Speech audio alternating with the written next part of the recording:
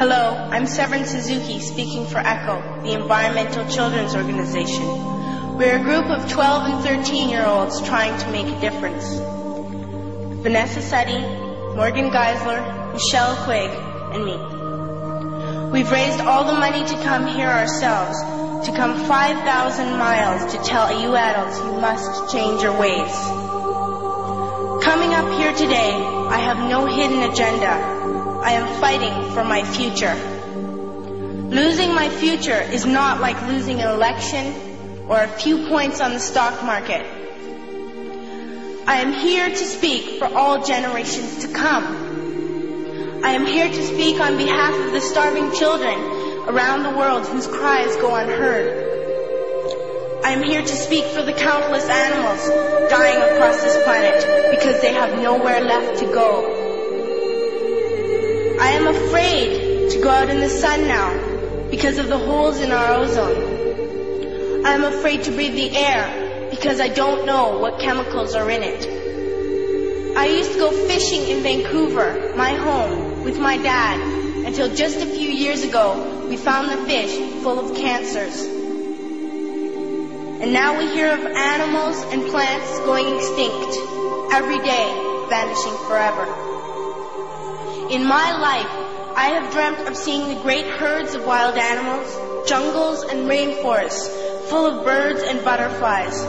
But now I wonder if they will even exist for my children to see. Did you have to worry of these things when you were my age? All this is happening before our eyes, and yet we act as if we have all the time we want and all the solutions. I'm only a child, and I don't have all the solutions. But I want you to realize, neither do you. You don't know how to fix the holes in our ozone layer. You don't know how to bring the salmon back up a dead stream. You don't know how to bring back an animal now extinct. And you can't bring back the forest that once grew where there is now a desert. If you don't know how to fix it, please stop breaking it. Here, you may be delegates of your government, business people, organizers, reporters, or politicians, but really, your mothers and fathers, sisters and brothers, aunts and uncles, and all of you are someone's child. I'm only a child, yet I know we are all part of a family, 5 billion strong, in fact, 30 million species strong. And borders and governments will never change that. I'm only a child, yet I know we are all in this together and should act as one single world towards one single goal. In my anger, I am not blind, and in my fear, I am not afraid of telling the world how I feel. In my country, we make so much waste. We buy and throw away, and yet northern countries will not share with the needy. Even when we have more than enough, we are afraid to share. We are afraid to let go of some of our wealth. In Canada, we live the privileged life, with plenty of food, water, and shelter. We have watches, bicycles, computers, and television sets. The list could go on for 2 days. 2 days ago, here in Brazil, we were shocked when we spent time with some children living on the streets. This is what one child told us. I wish I was rich. And if I were, I would give all the street children food, clothes, medicines, shelter, and love and affection.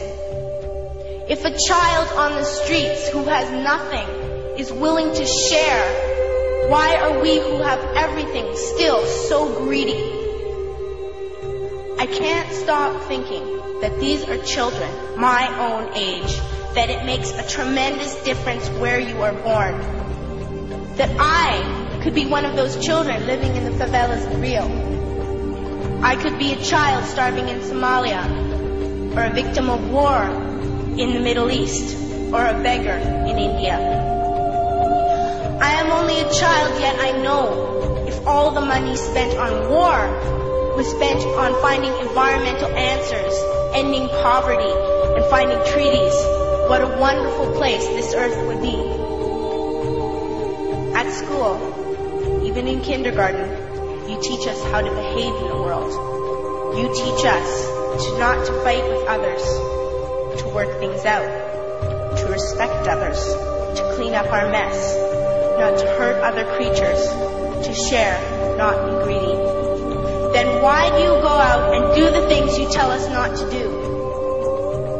Do not forget why you are attending these conferences, who you're doing this for. We are your own children. You are deciding what kind of a world we are growing up in. Parents should be able to comfort their children by saying, everything's going to be all right. It's not the end of the world, and we're doing the best we can. But I don't think you can say that to us anymore. Are we even on your list of priorities? My dad always says, you are what you do, not what you say. Well, what you do makes me cry at night. You grown up say you love us, but I challenge you, please, make your actions reflect your words. Thank you.